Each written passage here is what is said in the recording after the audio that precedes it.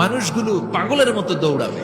কেউ থাকবে টয়লেটে, কেউ হসপিটালে, কেউ মাজারে, কেউ বাজারে, যে যেখানে থাক শুরু হয়ে যাবে কিয়ামতের এই ভয়াবহ দৃশ্য।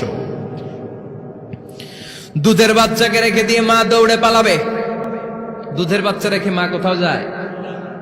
কলিজার টুকরা এটা, দুধের বাচ্চা, এটারে ফেলে মা কোথাও যায় না।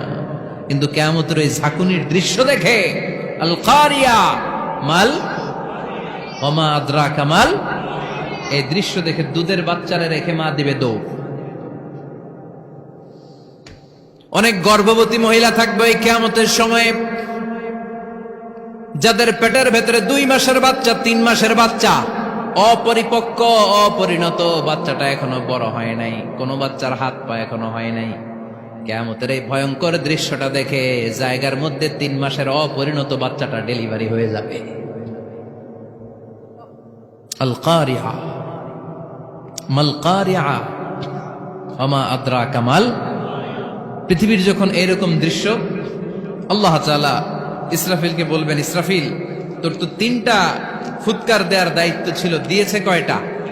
চিল্লায় বলেন কয়টা? এবার আল্লাহ বলবেন এবার দ্বিতীয় ফুৎকার দে। কয় নাম্বার ফু দিবে? ওই ফু দেওয়ার সাথে সাথে ইসরাফিল প্রথম ফুৎকার দিয়ে জায়গা মতো এরকমই দাঁড়ায় থাকবে। আবার যখন গ্রিন সিগন্যাল পাবে মুহূর্তের মধ্যে আরেকটা ফু দিয়ে দিবে। ফু দেওয়ার সাথে সাথে পৃথিবীর সব মানুষগুলো মরে শেষ। কেউ থাকবে? থাকতে পারবো আমরা? থাকার জন্য আসছি। এই যে দুনিয়া, দুনিয়া টাকা পয়সা আরো লাগবে, আরো কামাবো, এটাতে আমার হবে না, আরো চাই, আরো চাই। এই প্রতিযোগিতা, এই কম্পিটিশন, ওর 5 তলা আমার লাগবে 7 তলা, ওর আছে 20 লাখ আমার লাগবে 30 লাখ। প্রতিযোগিতা আছে না নাই? এগুলো আমাদেরকে পাগল বানিয়ে দিয়েছে, মোহাচ্ছন্ন করে ফেলেছে।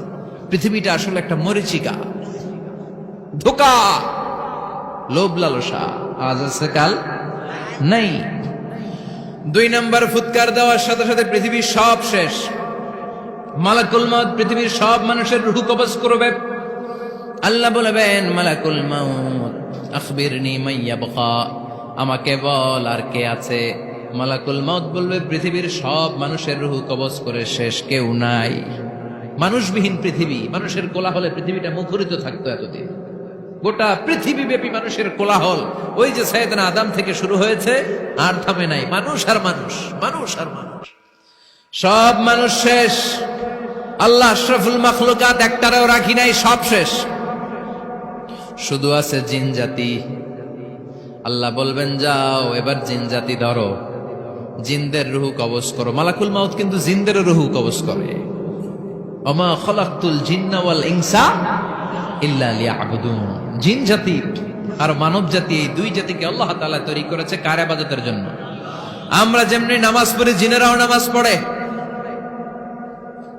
আমরা যেমনি রমাদানের রোজা রাখি, জিনেরাও রমাদানের ফরজ রোজা রাখতে হয়। আমরা যেমনি হজ করি, জিনেরাও হজ করে। আমরা যেমনি আরাফার দিনে কাঁদতে কাঁদতে আল্লাহর কাছে দোয়া করি, আল্লাহ লাব্বাইক করে, জিনেরাও পড়ে। আমরা দেখি না, এদের দেখা যায়? দেখা যায় না। জিসমুন নারিয়ুন, আগুনের তৈরি ওদের দেহ। ইয়াতাশাক্কালু বিআশকালিন মুখতালিফা, বিভিন্ন কালার ধারণ করতে পারে, বিভিন্ন রং ধারণ করতে পারে। জিনের সংখ্যা হচ্ছে জিসমুন নারিয়ুন ইয়াতাশাক্কালু বিআশকালিন মুখতালিফা, আগুনের তৈরি এক সৃষ্টি।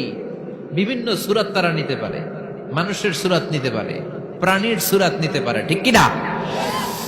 মালাকুল মউত জিন জাতি হত্যা করতে শুরু করবেন, রূহ কবজ করবেন। করতে করতে সব শেষ। খারাপ জিনদের সর্দার হলো ইবলিস।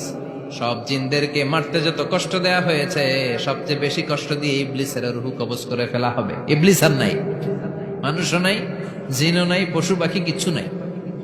আল্লাহ বলবেন, ইয়া মালাকুল মউত আখবিরনি মাইয়াবকা, অনেক দায়িত্ব পালন করেছিস তুই। মানুষ মারলি, জিন মারলি, মৎস্যকুল মারলি, পাখি মারলি, সব মারলি, এবার আর কে বেঁচে আছে বল। মালাকুল মউত বলবে, আল্লাহ আর কেউ নাই, খালি ফেরেশতারা আছে। কারা আছে? মালাইকা। আল্লাহ বলবে, যা এবার ফেরেশতাদের গোষ্ঠী শেষ কর। মালাকুল মউত একটার পর একটা ফেরেশতার রূহ কবজ করবে, একটার পর একটা, একটার পর একটা, করতে করতে সব ফেরেশতা। ফেরেশতাদের সংজ্ঞা হচ্ছে জিসমুন নূরিয়ুন ইয়াতাশাক্কালু বিআশকালিন মুখতালিফা, আলোর তৈরি, নূরের তৈরি একটা দেহ, চাইলে বিভিন্ন সূরত ধারণ করতে পারে। জিন আর ফেরেশতার পার্থক্য বুঝেছেন? জিন কিসের তৈরি? আগুন, জিসমুন নারিয়ুন। আর ফেরেশতা হচ্ছে জিসমুন নূরিয়ুন, নূর দিয়ে তৈরি। একের পর এক ফেরেশতা সবার করা হবে। এবার আল্লাহ বলবেন, ইয়া মালাকাল মাউত আখবিরনি মাইয়া বাকা। আর কে কে বেঁচে আছে বল। মালাকুল মাউত বলবে, মাবুদ কেউ নাই, মানুষ নাই, জিন নাই, ফেরেশতাও নাই, শুধু আমার তিনজন কলিগ বাকি। কয়জন? জোরে বলেন কয়জন? জিব্রাইল বাকি, ইসরাফিল বাকি, মিকাইল আর আমি আজরাইল। আল্লাহ বলবে, মিকাইলের রূহ কবজ করে নিয়ে আয়। যে মিকাইল আমার আদেশে পৃথিবীতে বৃষ্টি ঝরাতো, আমার আদেশে ক্ষেত খামারে ফসলের ব্যবস্থা করে দিত, আমার আদেশে মানুষের রিজিকের হিসাব রাখতো। এই মিকাইলের রূহ কবজ করে নিয়ে আয়। এক নাম্বার কলিগ শেষ। কলিগ বুঝেন তো? সহকর্মী। কলিগ মানে কি? সহকর্মী। এক নাম্বার কলিগ নাই। আল্লাহ বলবে, যা এবার ইসরাফিলের রূহ কবজ কর। ইসরাফিল ফেরেশতা তখনও আল্লাহর আরশের দিকে ঠোঁটের মাঝখানে বিশাল সিংহটা নিয়ে তাকিয়ে আছে। ওই মুহূর্তে মালাকুল মাউত যে সালাম দিয়ে রূহটা কবজ করে ফেলবে। ইসরাফিলও নাই, ইসরাফিলও নাই। আল্লাহ বলবে, যা দুনিয়ার সব নবীদের কাছে ওহী দিয়ে, কোরআন দিয়ে, ইনজিল দিয়ে, তাওরাত দিয়ে, জাবুর দিয়ে আমি যেই ফেরেশতারা পাঠাতাম, ওই রূহুল আমিন জিব্রাইলের রূহটাও কবজ করে নিয়ে আয়। জিব্রাইলের রূহ কবজ হয়ে যাবে।